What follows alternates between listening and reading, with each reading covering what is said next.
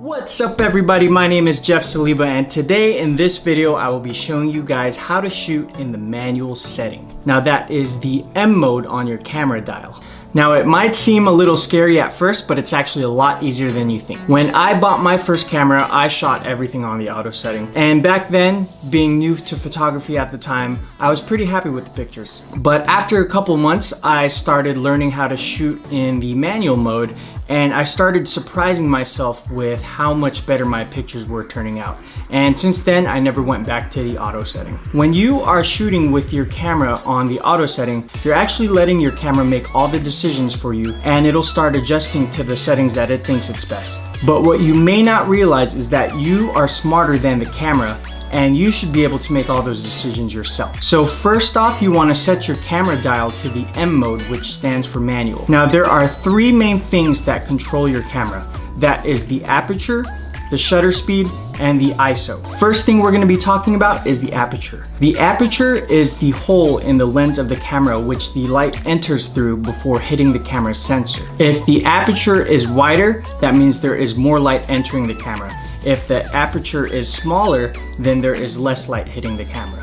If you look on your camera screen, you'll notice that there is a letter F with a number on it. This is called the f-stop. The lower the F number is, the wider the aperture. Some lenses can go all the way down to f1.8, which is really wide, and some can only go down to f4. A wider aperture is ideal for shooting at nighttime or other low light situations. Another thing that a wide open aperture does is it creates a really shallow depth of field. This is very useful when shooting portraits. A wide open aperture will sharpen the subject while blurring out the background. Shooting at an aperture like f1.8 will blur out the background, and shooting at an aperture like f9 will bring the background back in focus. However, if you're at a place with a majestic landscape such as Mount Rainier and you want to capture the entire landscape, you want to set your aperture to something small like f9 to get the entire landscape. In this shot of myself at Mount Rainier, my aperture was set all the way down to f1.8, blurring out Mount Rainier because I wanted the shot focused on myself. But in this second image that I shot,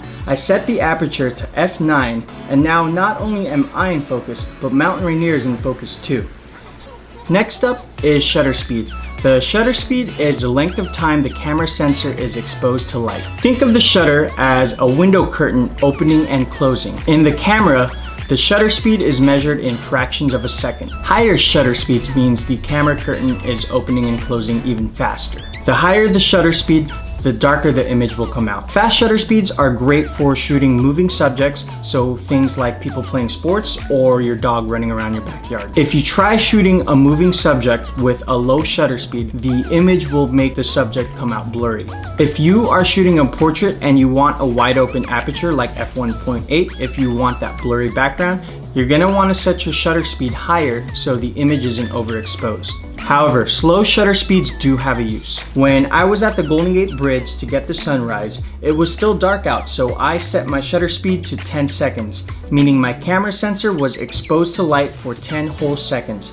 This allowed me to capture all of the lights from the city skyline and get some light trails coming from the cars on the bridge. And here is a picture I took while hiking Havasu Falls. So I had my shutter speed set all the way to 30 seconds, so the camera had enough time to pick up all the stars. Now, anytime I'm shooting at a low shutter speed, I want to set my camera on something like a tripod or something else that the camera can sit on. Even the slightest movement during those 5, 10, 20, 30 seconds that the camera shutter is exposed will make the image come out blurry. So the camera needs to be perfectly still to get a sharp image. Third and final setting is the ISO, or ISO. The ISO dictates how sensitive the camera sensor will be to light. If you look on your camera screen, look for the ISO and it will have a number on it. ISO 100 means that the camera is at its lowest light sensitivity, and the higher you set it, the more sensitive the camera will be. Some cameras can go as high as ISO 6400 or even 12,000. Anytime I'm shooting and it's bright out, I generally like to leave my ISO at 100 because that's its lowest light sensitivity. Setting it any higher will make my image overexposed. Anytime I'm shooting at night or any other low light situations,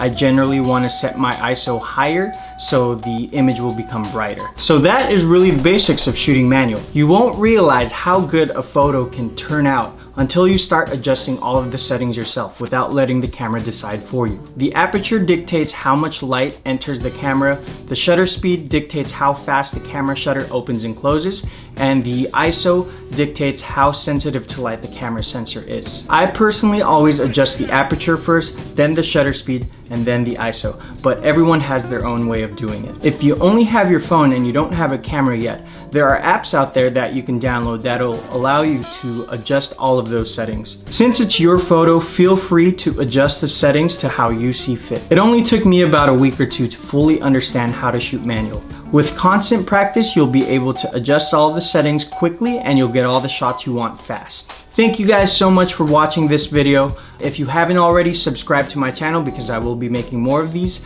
Again, my name is Jeff Saliba and I'll catch you guys later.